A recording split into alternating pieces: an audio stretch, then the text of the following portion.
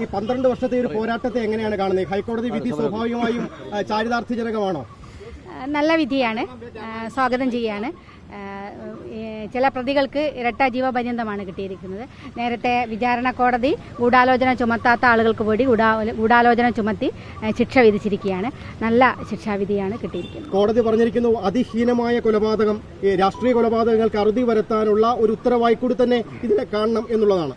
തീർച്ചയായിട്ടും അത് തന്നെയാണ് ഏറ്റവും പ്രധാനം. കോടതി അത് തന്നെയാണ് കൃത്യമായി സൂചിപ്പിച്ചത്. ബ്രൂട്ടലി ആയിട്ടുള്ള കൊലപാതകമാണ്, ഏറ്റവും ഹീനമാണ്. രാഷ്ട്രീയം പറഞ്ഞതിൻ്റെ പേരിൽ അല്ലെങ്കിൽ അഭിപ്രായ വ്യത്യാസമുണ്ടായതിൻ്റെ പേരിൽ ആരെയും കൊല്ലാൻ പാടില്ല എന്ന് തന്നെയാണ്, ആ സന്ദേശം തന്നെയാണ് ഈ വിധിയുടെ ഏറ്റവും പ്രധാനം. പരമാവധി ശിക്ഷ കൊടുക്കണമെന്നാണ് ആവശ്യപ്പെട്ടിരുന്നത്. അല്ല, ഇനി മറ്റു കാര്യങ്ങളൊക്കെ ഇനിയും അപ്പീലുകൾ കോടതികളുണ്ട്, അതൊക്കെ ആലോചിച്ച് ബാക്കി കാര്യങ്ങൾ തീരുമാനിക്കും. മുഴുവൻ പ്രതികളും നിയമത്തിന്റെ മുമ്പിൽ വന്നു എന്ന് ഇപ്പോഴും കരുതുന്നുണ്ടോ?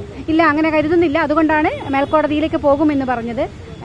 ഇനിയും കോടതിയിലേക്ക് സമീപിക്കാൻ തന്നെയാണ് തീരുമാനിച്ചിരിക്കുന്നത്. അതെ, ഇനിയും കോടതിയിലേക്ക് തന്നെ പോകും. അത് ബാക്കി കാര്യങ്ങൾ കേസിന്റെ ഈ വിധിയും കംപ്ലീറ്റ് പരിശോധിച്ചതിന് ശേഷം ബാക്കി വയ്ക്കും. പിന്നെ ഹൈക്കോടതിയിൽ ഇവിടെ CBI അന്വേഷണം വെച്ചിട്ട് ഇവിടെയുണ്ട്. അത്തരം കാര്യങ്ങളൊക്കെ അത് ആലോചിച്ച് ബാക്കി കാര്യങ്ങൾ തീരുമാനിക്കും. അതിന്റെ കോൺസ്പിറസി എലമെന്റ് സ്വാഭാവികമായി ഇനിയും പുറത്തു വരേണ്ടതുണ്ട്. അതെ, തീർച്ചയായിട്ടും കോൺസ്പിറസി ഇനിയും പുറത്ത് ഒരു പരിധിവരെ പുറത്തു വന്നിട്ടുണ്ട്. പക്ഷേ ഇതിനപ്പുറത്തേക്കുള്ള കോൺസ്പിറസി, ലാർജർ കോൺസ്പിറസി, അതാണ് നേരത്തെയും കോടതി പറഞ്ഞത്, അതാണ് ഇനി പുറത്തു വരാനുള്ളത്. അത് സംബന്ധിച്ച കാര്യങ്ങളാണ് ഇനി മുന്നോട്ട് കൊണ്ടുപോകാൻ ഞങ്ങൾ തീരുമാനിച്ചിരിക്കുന്നത്.